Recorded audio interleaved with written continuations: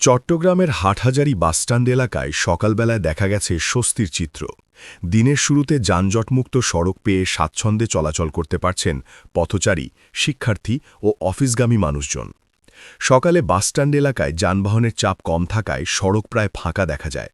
হালকা যানবাহন চলাচল করছে, নেই কোনো দীর্ঘ সারি বা ভোগান্তি। স্থানীয়রা জানান, সকাল ৭টা থেকে ৯টা পর্যন্ত এ এলাকায় তুলনামূলকভাবে যানজট কম থাকে, ফলে এই সময়টুকুতে যাতায়াত অনেকটাই সহজ হয়। তবে সময় গড়ানোর সঙ্গে সঙ্গে পাল্টে যায় এই চিত্র। বেলা বাড়ার সাথে সাথে যানবাহনের চাপ বেড়ে গিয়ে সৃষ্টি হয় তীব্র যানজট। রাস্তা জুড়ে গাড়ির দীর্ঘ সারি, থেমে থাকা বাস, সিএনজি, অটোরিকশা আর ধীর গতিতে এগিয়ে চলা যানবাহন সব মিলিয়ে দুর্ভোগে পড়ে সাধারণ মানুষ। বিশেষ করে দুপুরের পর থেকে বিকাল পর্যন্ত যানজট চরম আকার ধারণ করে। এতে শিক্ষার্থী, চাকরিজীবী ও রোগীবাহী অ্যাম্বুলেন্স সহ সকলকেই ভোগান্তিতে পড়তে হয়। বিশেষজ্ঞরা বলছেন, সঠিক ট্রাফিক ব্যবস্থাপনা ও সড়ক সংস্কারের মাধ্যমে এ সমস্যার স্থায়ী সমাধান সম্ভব।